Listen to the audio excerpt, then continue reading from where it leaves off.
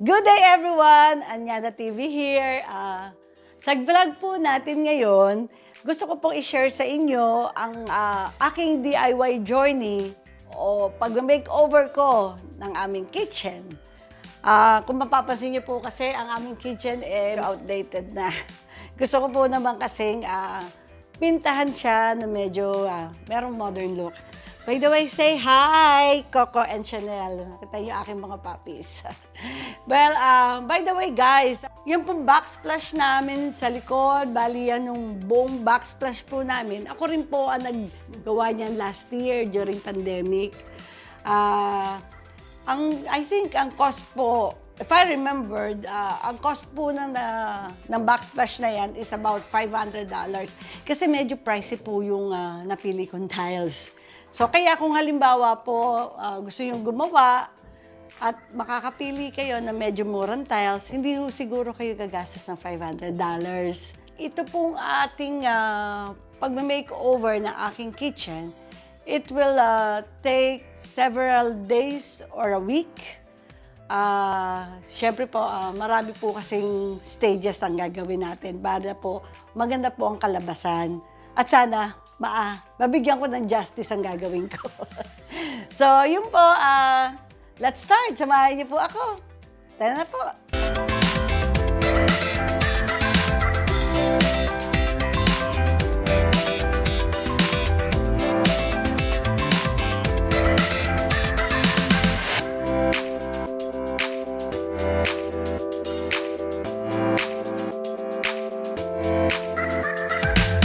Baka nagtataka po kayo kung bakit po kayo nakakakita ng mga kulay blue sa aking mga face ng cabinet. Naglagay ako ng color blue na marker dahil po pag nagtanggal po tayo ng hinges, kagaya nito ng mga cabinet, kailangan po lagay po natin sa isang ziplock. Para po pag binalik po natin, alam po natin kung saan po natin ilalagay o ibabalik ang mga hinges na yon. Kasi pag hindi nyo natin nalagyan ng label ang bawat hinges ng cabinet, mamumroblema ho kayo sa pagbalik. At nilagyan ko rin po ng label kung ano po yung label ng face, number 2, at ito pong number 2, nilagyan ko rin po dito sa tapat niya. So pag binalik nyo, wala po kayong magiging problema. Doon nyo rin po ibabalik kung saan po nakalagay siya dati. Kaya gumawa na po ako, dahil alam nyo naman, 49 po yung ating mga face ng cabinet, gumawa na po ako ng 49 na marker sa ziplock. Para hindi na po ako mahirapan magsusulat pag po nag-umpisa na akong magtanggal ng bawat cabinet.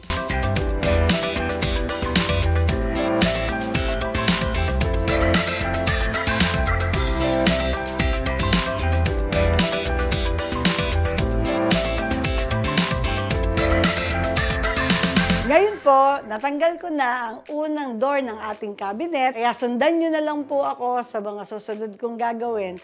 Of course, with the help of my hubby.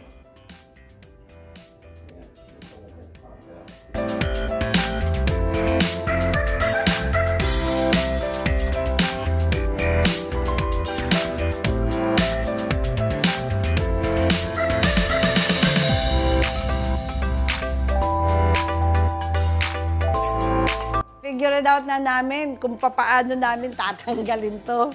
Ang dali lang pala, wala po siyang tornilyo. Ang kailangan kasi meron siyang butas dito sa likod at susundutin ko lang ng maliit ho na flat ang end. Ito, kagaya niyan, flat yung end niya. Nakikita nyo ba? Ayan. Tapos susundutin lang dito dahil may butas and then itataas po. Ganyan. And then, yun na. Iniisip pa namin kanina kung paano. Tingnan nyo ha, ganito lang pala yung kinakabit. Ipa-flat nyo ganun, lock na siya. Galing no? Diba? Ang ganda. So anyway, pinakita ko lang po sa inyo, itong cabinet na to, kung ano po yung klase ng hinges na to. Kailangan nyong linisin at natanggal ang mga grease ng inyong kitchen cabinet. To remove the grease, gumamit ako ng TSP solution and dinisolve ko siya sa 1 gallon of water and 1 cup of TSP. Na-prepare ko na siya kanina. Put the label number of your kitchen cabinet sa side. Start cleaning the kitchen cabinet door using a non-scratch sponge and clean cloth.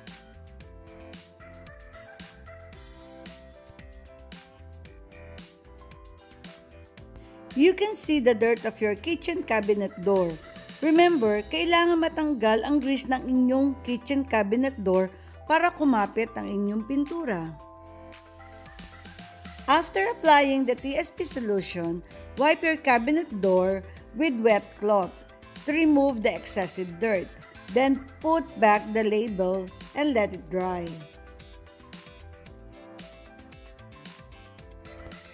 Originally, I planned to use liquid sandpaper for me not to use sandpaper.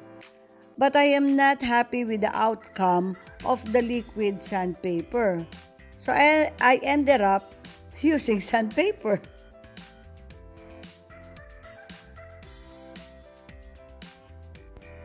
I also use electric sanding. It will help me to remove the heavy grease of the kitchen cabinet door. By the way, if you will use electric sanding, use it very lightly to your wood.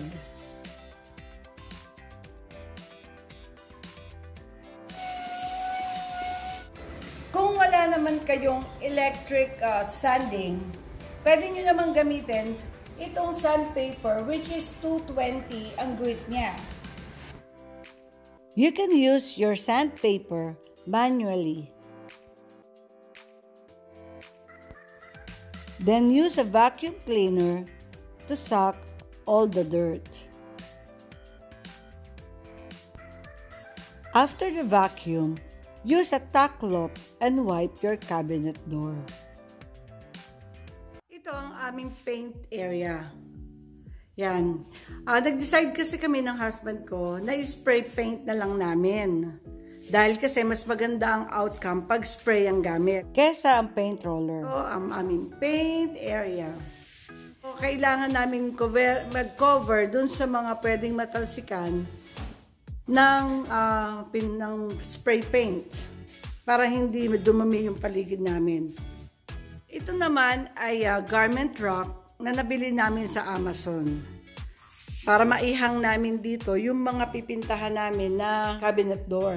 Nag-improvise lang kami ng hook or yung hanger gamit ng alambre or galvanized wire para lang may magamit kami sa aming pagpapintura at hindi na kami bumili.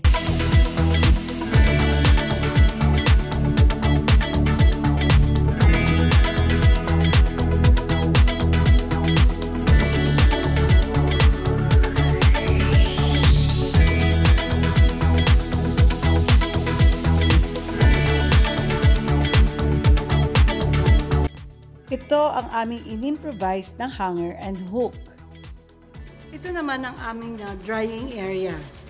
After ma-spray paint, so dito namin isasabit o dito namin iyahang to dry. Para maihang nyo ang inyong mga kitchen door cabinet doon sa hanger na in-improvise, kailangan lalagyan nyo siya ng hook. Maliit lang po yung hook, gaya niyan. Para lang maihang natin ang ating mga cabinet doors.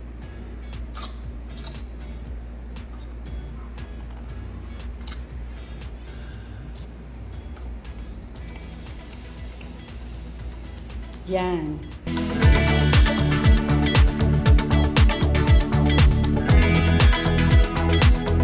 Itong gagamitin namin for primer. Ito ang gagamitin namin spray paint. Graco. Kailangan i-practice nyo muna ang spray paint bago nyo i-actual doon sa mismong kitchen cabinet door nyo. Para kumbaga gamayin nyo na ang inyong spray paint bago nyo gamitin sa cabinet door.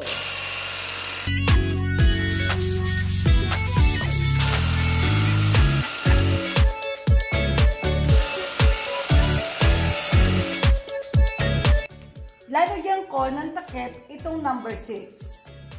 para miski mag-spray o may sprayan siya, at the end, pwede kong tanggalin yan. Pag tinanggal ko siya, makikita ko pa rin kung ano number yon. Kasi, anong nangyari dito, kaya ako naisip yon, kung makikita nyo to, yung number niya, nakoveran na nung spray. So, kailangan coveran ko siya. Para at least, miski ma-sprayan siya, alam ko kung anong number pa rin. Ito na yung mga na-prime namin na first batch ng cabinet door. Ayan. All over the place. Kasi kailangan po talaga matuyo siya ng maayos. Pero guys, this is primer pa lang. First coat ng primer. Yan. So, nasa drying area siya. So, yun na po ang ating cabinet door. Sa unang prime na ginawa natin kahapon. So, pinatuyo natin siya ng overnight. Ngayon, titignan na po natin ang ating cabinet door kung pwede na natin siya i-second prime. Bago yun, tignan muna natin po ang ating cabinet door. Sa pamamagitan ng ating ganyan din natin kung meron pang mga pintura na natatanggal. Wala pong natatanggal na pintura. So meaning, ready na po ang ating cabinet door para sa second priming. At bago rin tayo mag-second priming, checkin nyo muna ang inyong cabinet door kung merong mga imperfection.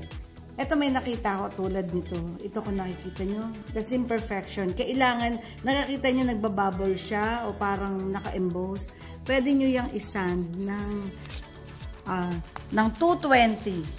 Ayan, 220. At isand nyo ng mapaka-light. Ayun, para lang mawala. Para pag nag-second priming kayo, hindi na po siya naka-emboss. Ayan, flat na siya.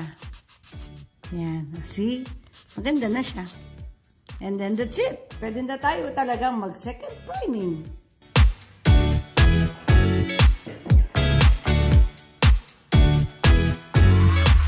Alvin is spraying the final spray for kitchen cabinet door, and I chose the Pearly White.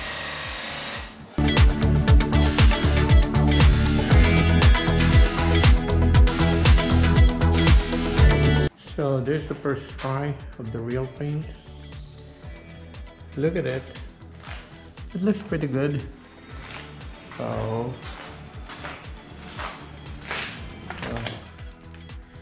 this is Pearly White. So so good. Let's see how it goes.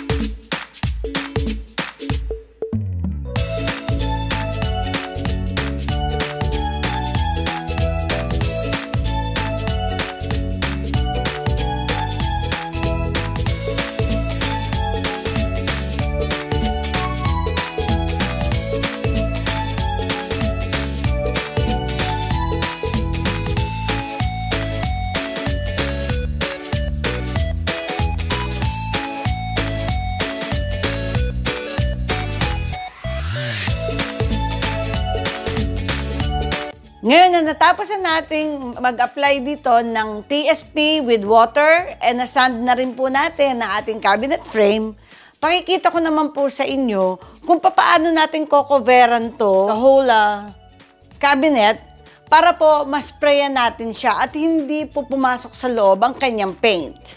To start with, ganito po yan.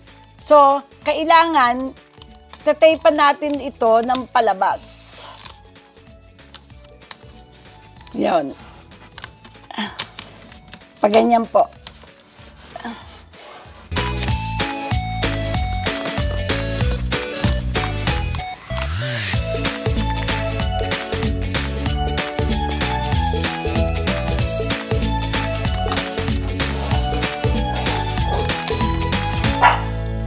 Lalagyan niyo po ng tape ng palabas.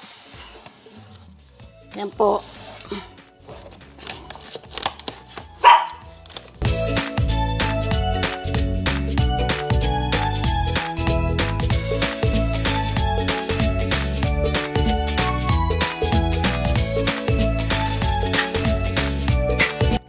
nakadikit na po siya.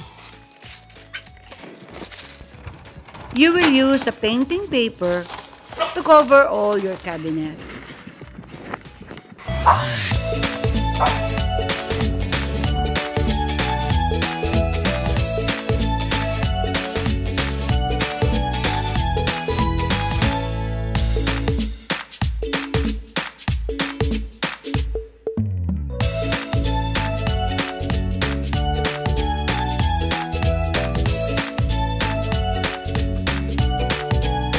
Ngayon na nakabera na natin ang isa sa ating mga kitchen cabinet.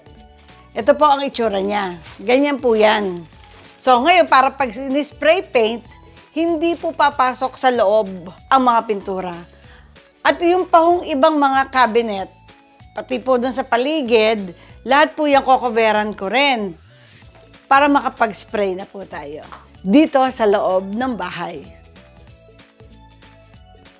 After covering the cabinets in the kitchen, next thing I will do is to cover the flooring using the painting paper.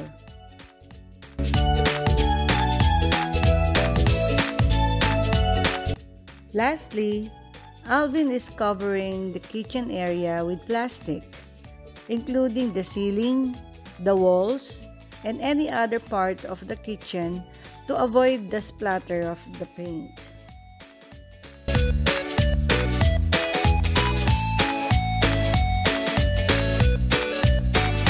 Yan guys, tapos na po ang aming preparation or aming paglagay ng mga plastics all over the kitchen. At yan din po ang aming ginawang pag-cover sa mga cabinet, kitchen cabinet, para hindi po ma-sprayan ng loob.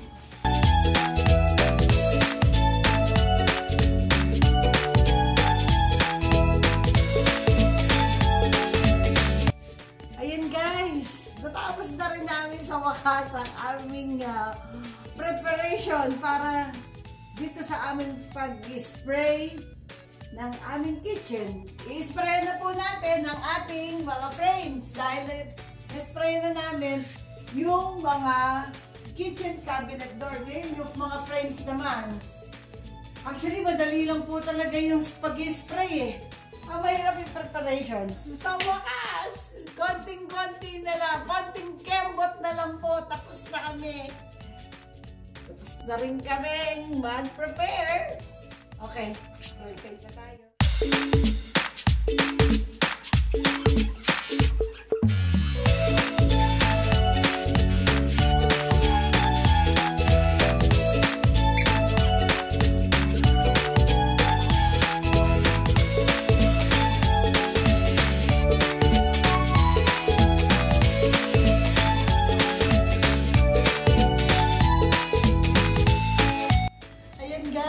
Ito yung final paint.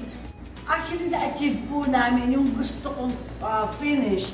Kasi ilang beses po namin tinry yung roller at saka yung foam brush. Pero hindi ko talaga gusto eh. Kasi hindi yung maganda yung outcome. So ito, dahil spray paint ang ginamit natin, ang ganda, di ba? Para talaga siyang factory finish. Yung nakikita natin sa mga display. Ganun po ang touch niya. Talagang ang kinis niya. Kung makikita nyo, makinis siya at wala po siyang bukol-bukol. Talagang maganda. Kaya natutuwa po. Miski po pagod na pagod kami ni Alvin. At least, masaya po kami sa outcome ng aming ginawang renovation ng aming kitchen at sa aming pagpipinta. If you will notice, iba ang color ng kitchen cabinet nito because this is for the center island cabinet.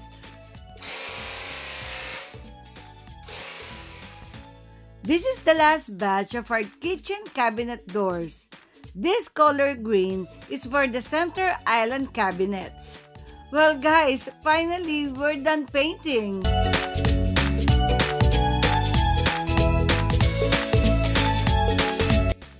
This is hardware number 6. Putting back the hardware of door number 6. Pretty much top. Yeah. This is the top. Okay.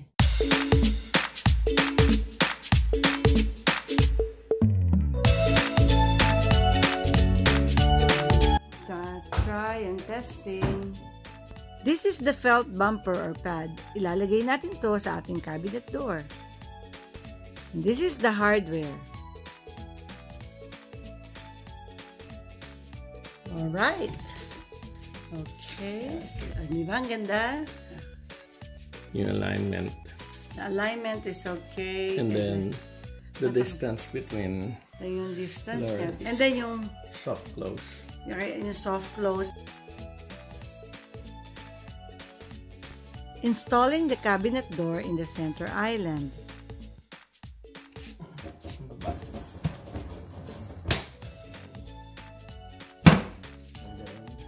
I put felt bumper in all my cabinet doors.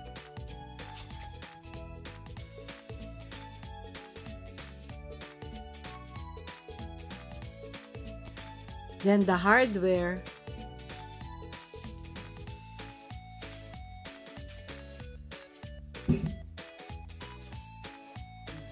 Finally, natapos na rin po namin ang DIY makeover namin sa aming kitchen. 2 months din po namin ginawa ito. Kasama na dun po yung mga naging problema namin during the process. Gaya po yung naging problema namin dun po sa oil stain ng mga cabinet namin. Meron po akong separate vlog about it that mapapanood nyo po yon sa AnianaTV. I am very happy sa outcome po ng aming makeover or transformation ng aming kitchen. And I'm so proud to say that I was able to give justice dito po sa project na to, considering it's not our forte. I would like to share to you guys our journey sa aming makeover ng aming kitchen. I hope you enjoy and learn something from this video. Thanks for watching. Bye!